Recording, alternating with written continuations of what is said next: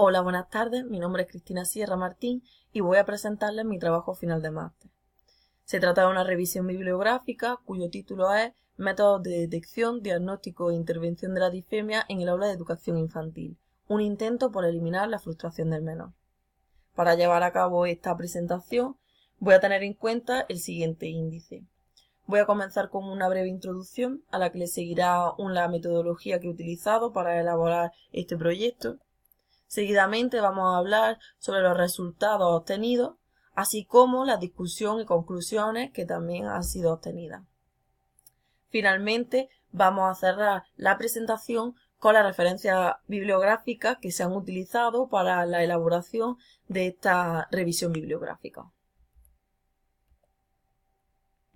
Para comenzar, me gustaría decir que la disfemia o tartamudez ha sido un tema de estudio muy importante a lo largo de los años, por lo que han sido muchos los autores que han definido este trastorno.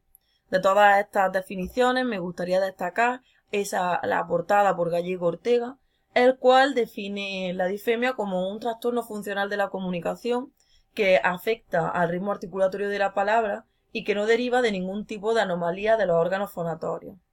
También me gustaría hacer hincapié en que en torno al 5% de los menores presentan periodos de tartamudez a lo largo de su vida. Sin embargo, el intervenir o no de una forma temprana es un tema de controversia, ya que los estudios existentes a día de hoy son muy escasos. Entonces no se conocen las consecuencias que una intervención temprana podrían evitar en los menores. Lo que sí sabemos es que en los últimos años se han empezado a establecer relaciones estrechas entre la tartamudez y los problemas emocionales. Y son estos problemas emocionales, la parte emocional de las consecuencias, lo que nos compete en esta revisión, cuyo principal objetivo es identificar la evidencia científica disponible respecto a los elementos que contribuyen a eliminar la frustración de los menores con disfemia. También hemos establecido una serie de objetivos secundarios, como son revisar los métodos utilizados en la actualidad para la detección, diagnóstico e intervención de la disfemia o tartamudez en los niños de educación infantil en relación con los posibles problemas emocionales y la frustración. También lo que pretendemos es obtener información sobre las repercusiones afectivas y emocionales en niños con disfemia y los métodos actuales utilizados para paliar o si no disminuir dichos efectos.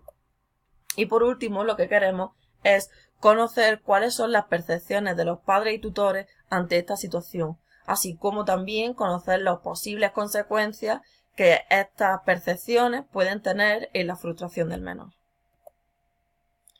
Pasamos ahora a conocer la metodología que hemos utilizado para elaborar esta revisión bibliográfica.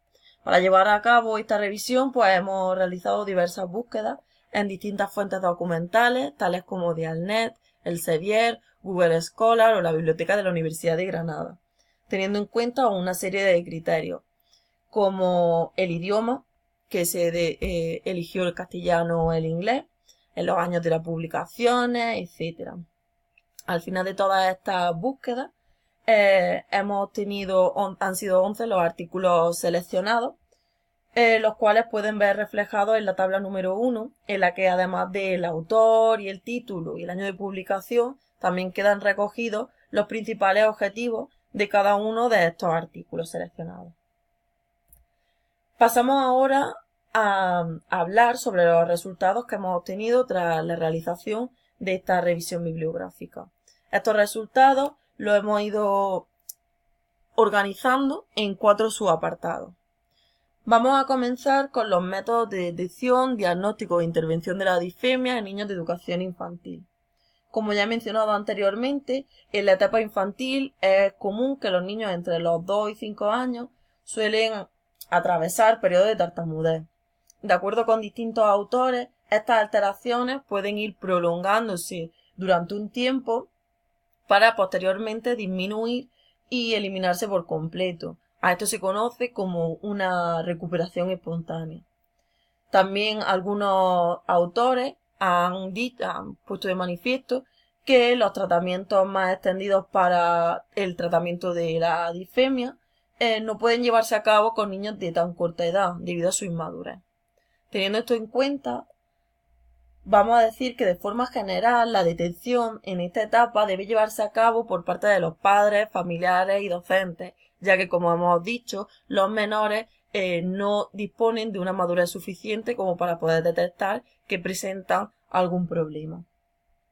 Por lo que es necesario que los padres y los docentes y las personas, los adultos más cercanos a los menores, pues sean conscientes y capaces de detectar estas señales de alerta para poder llevar a cabo un posterior diagnóstico. En lo referente al diagnóstico, me gustaría destacar los criterios diagnósticos del manual DSM-4TR.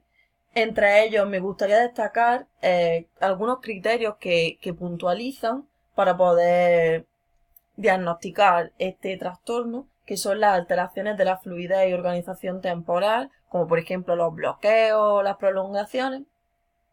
También un criterio es que el rendimiento escolar se vea afectado, así como que se vea asociado a esta tartamudez un déficit sensorial o motor del habla. Murtro-Ayats, por su parte, estableció una serie de pasos a seguir para que este diagnóstico se lleve a cabo de una forma correcta y adecuada. Para ello, se deben comenzar con una anémesis general y específica, para después llevar a cabo una exploración del habla en diferentes contextos. Una vez recogida toda esta información, se interpretan los resultados y se establece un pronóstico de este trastorno, en cada caso particular. Entre las técnicas de intervención me gustaría destacar el lentecer el habla y el enmascaramiento del habla. Sin embargo, me gustaría hacer hincapié en que las técnicas que existen en la actualidad se centran en personas adultas o en adolescentes, por lo que todas ellas deberían adaptarse a las características de los menores. Una vez dicho esto, vamos a pasar ahora a conocer las repercusiones afectivas y emocionales en los menores con disfemia. Antes de comenzar, me gustaría destacar que los datos obtenidos proceden de estudios que se centran en su mayor parte en los adultos y adolescentes, ya que la información o que la literatura que hay referente a los menores es escasa. En esta sección en particular vamos a desarrollar los principales problemas afectivos y emocionales que se encuentran asociados a la disfemia. Langevin hace referencia, a diferencia de otros autores, que no llevar a cabo un tratamiento adecuado en los años preescolares puede producir una frustración y problemas psicológicos de larga duración en los menores posteriormente. En este mismo sentido, Cafalino desarrolló una hipótesis en la que hablaba sobre la ansiedad como una consecuencia directa de la disfemia, y que los primeros síntomas aparecen en los primeros 5 años de vida. De igual modo, la Asociación Americana de Psiquiatría también pone de manifiesto que la ansiedad en estas edades tan tempranas comprende una gran cantidad de trastornos asociados, como por ejemplo las fobias, los comportamientos impulsivos o actitudes de pánico. También hemos podido descubrir a través de esta revisión bibliográfica que el autoconcepto y la autoestima son dos elementos que están estrechamente relacionados con la tartamudez. Diferentes autores ponen de manifiesto que pacientes con disfemia poseen niveles más bajos de autoconcepto y autoestima que aquellas personas que no padecen este trastorno.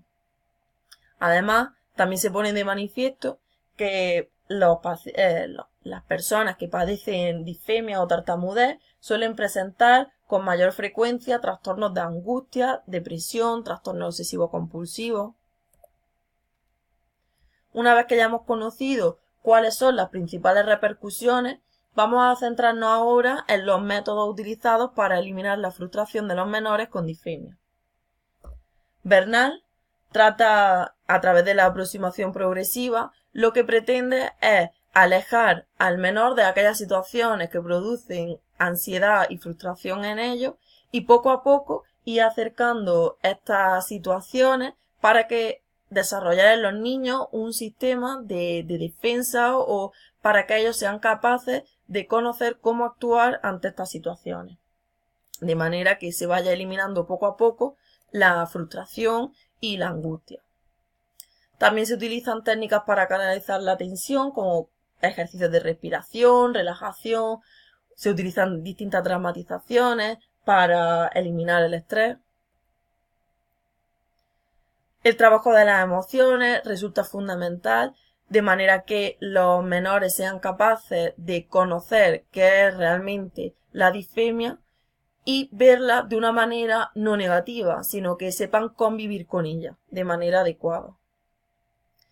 Por último, me gustaría hacer hincapié en el ITCOM Program, que se ha desarrollado en Australia. Y este programa, su principal objetivo no está centrado en eliminar la frustración de los menores, pero considero que la forma de intervenir o el tratamiento que presenta puede facilitar que la frustración se elimine de manera adecuada.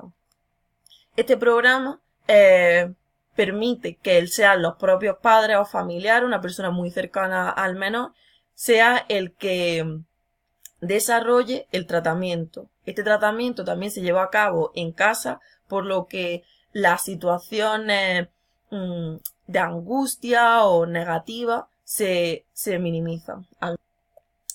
Por último, vamos a hablar sobre la percepción que los padres y tutores poseen sobre la disfemia. Cepero llevó a cabo un estudio, una investigación destinada a conocer el grado de percepción que tenían los padres respecto a este trastorno. Los resultados pusieron de manifiesto la poca información que los familiares poseen, así como las limitaciones que existen para compensar o eliminar la frustración que la disfemia produce en los menores.